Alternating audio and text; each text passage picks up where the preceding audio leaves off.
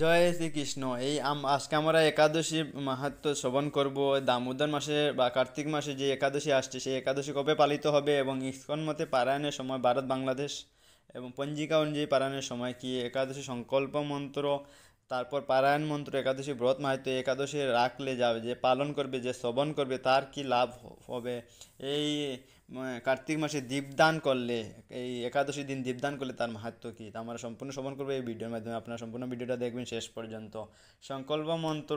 আমরা একাদশী দিনে ব্রহ্মমুহূর্তে আপনার স্নান করে ভগবানের সামনে হাতে জল নিয়ে বিষ্ণু ওম তৎসৎ কার্তিক মাসে কৃষ্ণপক্ষে একাদশী তৃতীয় আপনার নাম গোত্র বলবেন, একাদশী ব্রত হম করিস এই বলে জলটা মাটিতে ফেলে দেবেন। বা আরও একটা মন্ত্র আছে, সেটা আপনারা উচ্চারণ করতে পারবেন।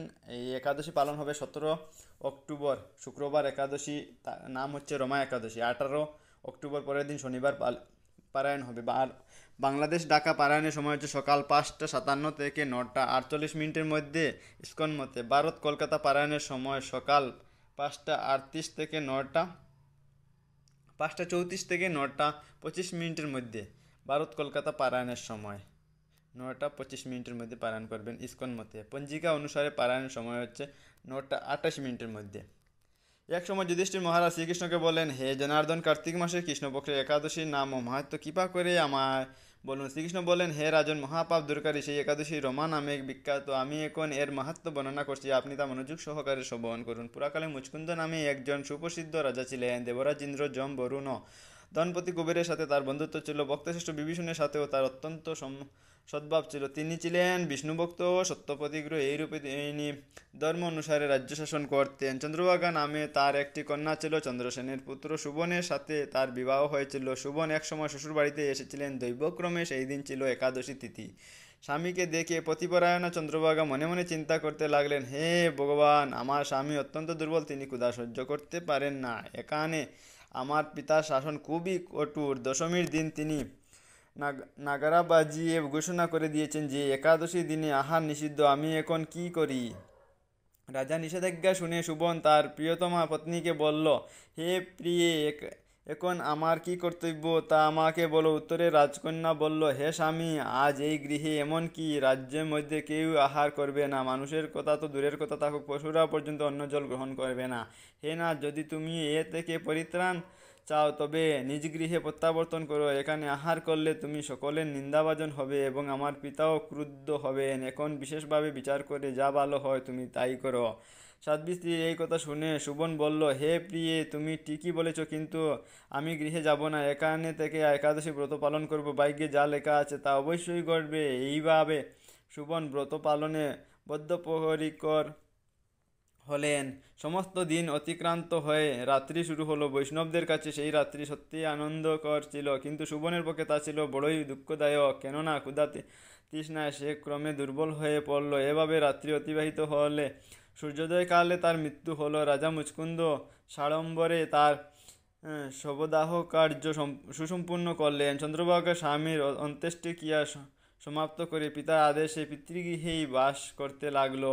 কালক্রমে রমাব্রত প্রভাবে সুবন মন্দারাচল শিখরে অনুপম সৌন্দর্য বিশিষ্ট এক রমণী দেবপুরী প্রাপ্ত হলেন। একসময় মুচকুন্দরপুরে সুম সুমশর্মা নামে এক ব্রাহ্মণ তীর্থভ্রমণ করতে করতে সেইখানে উপস্থিত হলেন। সেখানে রমণ রত্নমণ্ডিত বিচিত্র স্ফটিকারচিত সিংহাসনে রত্নালঙ্কারে ভূষিত রাজা সুবনকে তিনি দেখতে পেলেন। গর্বন্ধ অপ্সরাগণ দ্বারা নানা উপচারে সেখানে তিনি পূজিত হয়েছিলেন। রাজা মুচকুন্দের জামাতারূপে ব্রাহ্মণ তাকে চিনতে পেয়ে তার কাছে গেলেন। সুবনও সেই ব্রাহ্মণকে দেখে আসন থেকে উঠে এসে তার চরণ বন্দনা করলেন। শ্বশুর মুচকুন্দ ও স্ত্রী চন্দ্রভাগা সহ নগরবাসী সকলের কুশল বার্তা জিজ্ঞাসা করলেন। ব্রাহ্মণ সকলের কুশল সংবাদ জানালেন। জিজ্ঞাসা করলেন, এমন বিচিত্র মনোরথ স্থান কেউ কখনো দেখেনি। আপনি কিভাবে এই স্থান প্রাপ্ত হলেন তা সবিস্তারে আমার কাছে বর্ণনা করুন। সুবন বললেন, হে, যে কার্তিক মাসের কৃষ্ণপক্ষের রমা একাদশী সর্বব্রতের মধ্যে শ্রেষ্ঠ, আমি তা শ্রদ্ধারহিতভাবে পালন করলেও তার আশ্চর্যজনক এই ফল লাভ করছি। আপনি কৃপা করে চন্দ্রভাগাকে সমস্ত ঘটনা জানাবেন। সোমশর্মা মুচকুন্দপুরে ফিরে এসে চন্দ্রভাগার কাছে সমস্ত ঘটনার কথা জানালেন। ব্রাহ্মণের কথা শুনে অত্যন্ত আনন্দিত চন্দ্রভাগা বলেন, হে ব্রাহ্মণ, আপনার কথা আমার কাছে স্বপ্ন বলে মনে হচ্ছে।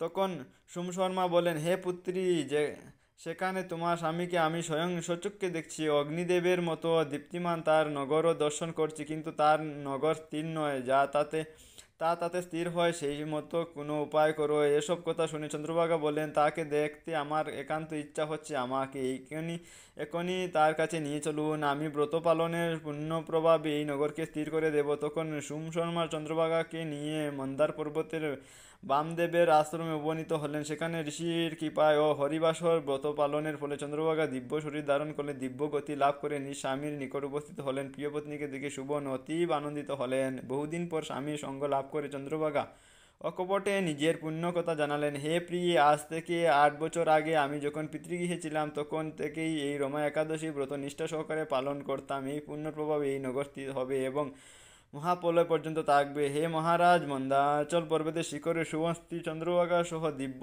সুখ ভোগ করতে লাগলেন। পাপনাশিনী ও ভক্তি মুক্তি প্রদায়িনী রমা একাদশী মাহাত্ম্য আপনার কাছে বর্ণনা করলাম। যিনি এই একাদশী ব্রত শ্রবণ করবেন, তিনি সর্বপাপ মুক্ত হয়ে বিষ্ণুলোকে পূজিত হবেন। হরে কৃষ্ণ কৃষ্ণ কৃষ্ণ হরে হরে, হরে রাম রাম রাম হরে হরে। এখন একাদশী পারায়ণ মন্ত্র। একাদশম নিরাহার বোধায়ন কেশব প্রসিদ্ধ সুমুত না তো জ্ঞানদৃষ্টি পদভব। এই একাদশী হলো সংকল্প মন্ত্র, পারায়ণ মন্ত্র বা হরে কৃষ্ণ মহামন্ত্র বলে আপনারা পারায়ণ করতে পারবেন। এই একাদশী যে দামোদর মাসে বা কার্তিক মাসে এই একাদশীর দিন আপনারা দীপদান করবেন ভগবানের কাছে। এই দীপদানের মাহাত্ম্য অনেক বেশি, তা অন্য একটা ভিডিও বর্ণনা করব। এই একাদশীর দিন আপনার দীপদান করবেন ব্রহ্ম মুহূর্তে আর সন্ধ্যাবেলায়। যদি আপনারা যে কোনো এক টাইমে পারেন তাহলে করবেন, কোনো অসুবিধা নেই। যদি সময় না থাকে তো এক টাইমে আপনারা দীপদান করতে পারবেন ভগবানের কাছে। পারায়ণের দিন আপনারা অবশ্যই দীপদান করে পারায়ণ করবেন, ভগবানকে ভোগ লাগাবেন এবং নাম জপ বেশি বেশি করে নাম জপ করবেন। যদি আপনাদের কাছে এই ভিডিওটা ভালো লাগে তাহলে এই ভিডিওটা লাইক কমেন্ট শেয়ার এবং নতুন যারা তারা চ্যানেলটা সাবস্ক্রাইব করবেন। জয় শ্রীকৃষ্ণ।